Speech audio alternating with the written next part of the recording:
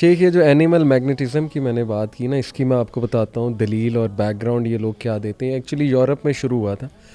تو کانسیپٹ یہ ہے جی کہ ہمارے اندر ایک میگنیٹک فیلڈ ہے یا ایک میگنیٹک انرجی ہے، اور اس سے ہم بہت چیزیں اٹریکٹ کر سکتے ہیں.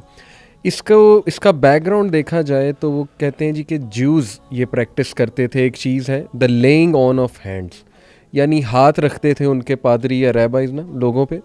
تو لوگوں نے باقاعدہ رپورٹ کیا کہ انہیں انٹینس ہیٹ کی فیلنگ آئی، ایک انرجی کی فیلنگ آئی، ایک ٹرانس طاری ہو گیا ان پہ. یا سیزرز، مطلب وہ جھٹکے لینے لگ گئے، مرغی کا دورہ پڑ گیا، ٹریمبل کرنے لگ گئے، کانپنے لگ گئے.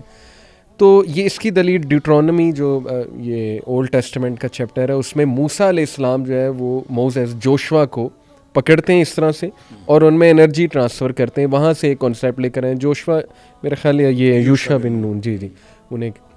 تو اسی کانسیپٹ کو پکڑ کے انہوں نے کہا کہ یہ حقیقت ہے. جیسے اگر ہم دیکھیں شیخ تو رقیہ جب کرتے ہیں وہ بھی ہاتھ میرے خیال لگانے کا حکم ہے، ویسے تو دور سے بھی کر سکتے ہیں، لیکن کہ راکز ہاتھ پھیرنے کا حکم ہے بالکل.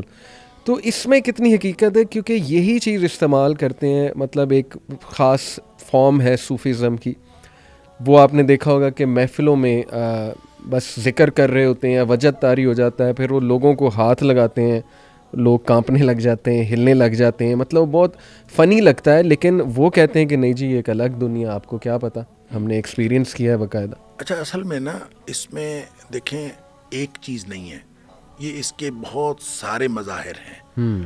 اور اس میں ابتدا ہوتی ہے قلب جاری کرنے سے، اور وہ ایک مشق کرتے ہیں، اس کے ذریعے سے قلب جاری ہوتا ہے. وہ مختلف قلب کے مقامات بتاتے ہیں، ہر ایک کی الگ مشق ہوتی ہے.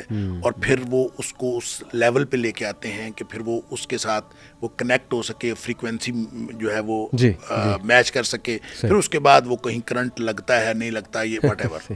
میں یہ کہتا ہوں کہ اگر تو یہ دین ہے تو پھر سورس آف نالج مدینہ ہے، سبحان اللہ. پھر نبی پاک صلی اللہ علیہ وسلم کی ذات ہے. صحیح. اور اگر یہ دین کی بات نہیں ہے تو پھر یہ دین کا موضوع ہی نہیں ہے. تو وہ کریں، ڈانس بھی کریں، وہ کرنٹ بھی لگائیں ایک دوسرے کو، جو مرضی کریں، ہمیں کوئی اعتراض نہیں ہے، لیکن اس کو دین نہ کہیں. اس لیے کہ نبی اکرم صلی اللہ علیہ وسلم کے دین میں ایسی کوئی بات نہیں ہے. دین اتنا ہی ہے جتنا نبی کریم صلی اللہ علیہ وسلم نے بتا دیا. آپ نے جو دین صحابہ کرام کو سکھایا وہ دین ہے. لہٰذا اگر تو نبی کریم صلی اللہ علیہ وسلم نے صدیق اکبر کا کوئی قلب جاری فرمایا تھا اور اس کے لیے کوئی مقامات کی مشق کروائی تھی تو ٹھیک ہے، یہ دین ہے. اور اگر یہ نہیں ہے تو اس کا مطلب ہے آپ جو کام کر رہے ہیں یہ دین نہیں ہے، بالکل ٹھیک، اور یہ کوئی اور چیز ہے.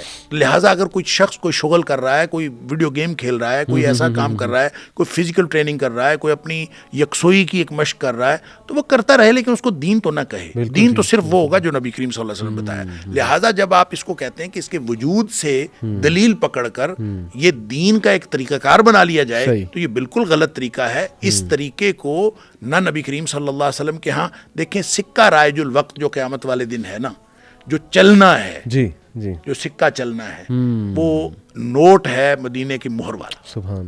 لہذا نبی پاک صلی اللہ علیہ وسلم نے فرمایا من عامل عملا، جس نے ایک بھی عمل ایسا کیا لیس علیہ امرنا، اس کے اوپر ہماری مہر نہیں ہے، فہو رد، وہ ریجیکٹڈ ہے.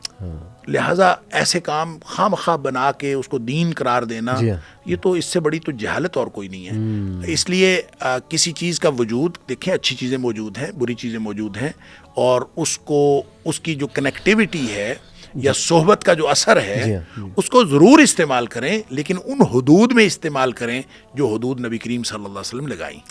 اور وہ جو اقبال نے کہا تھا کہ شکوہ سنجے سخت یہ آئیں مشو از حدود مصطفیٰ بیرو مرو، کہ آئین کی سختی کا شکوہ نہ کر اور نبی کریم صلی اللہ علیہ وسلم کی لگائی ہوئی حدود سے باہر نکلنے کی کوشش نہ کر. لہٰذا ہم پابند ہیں ان حدود کے.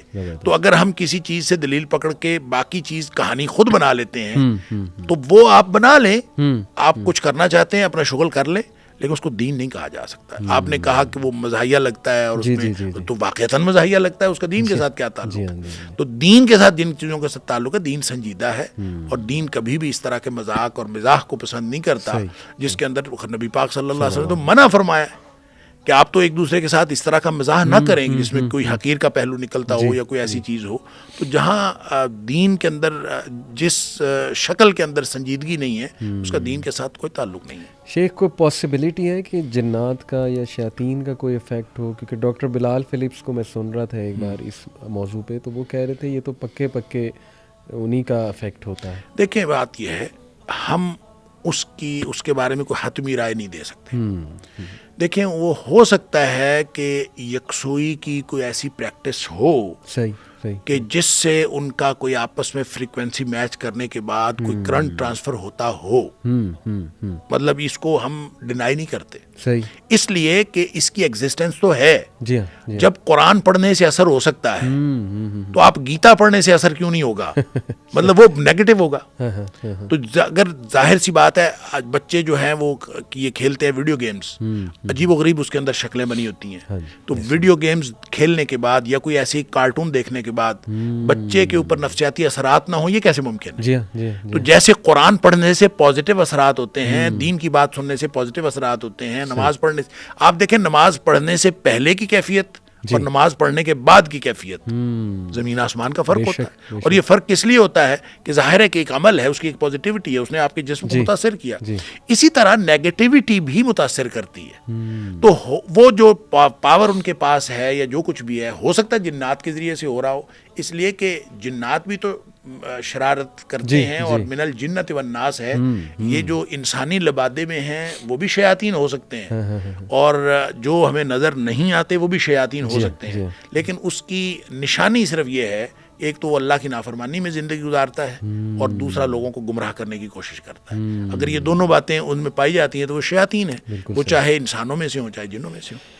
ایسا کوئی علم ہے شیخ کہ ایک بندہ کلیم کرے جی کہ میرے سامنے ایک خاص فیلڈ یا ایک دنیا کھل گئی، ایک نئی ڈائمینشن کھل گئی، اور اب میں لوگوں کی انرجیز دیکھ کے بتا سکتا ہوں کہ انہوں نے گناہ کیے ہیں یا وہ کس حالت سے آ رہے ہیں؟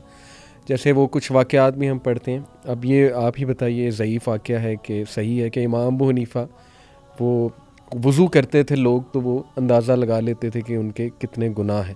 اس طرح کا کچھ واقعہ میں نے سنا ہوا ہے.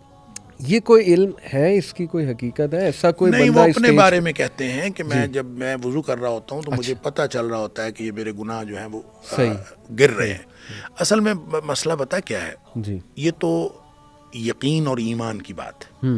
کچھ چیزیں ہیں جو لاجک کی ہیں، کچھ چیزیں ہیں جو فیتھ کی ہیں. صحیح. تو یہ اس کا تعلق فیتھ کے ساتھ ہے. نبی کریم صلی اللہ علیہ وسلم نے فرمایا وضو کرنے سے گناہ جھڑتے ہیں اور گناہوں سے انسان پاک ہو جاتا ہے. صحیح. تو ہم جب اس کو اس کنسنٹریشن سے دیکھیں، یہ بھی تو ایک کنسنٹریشن ہے. جی ہاں.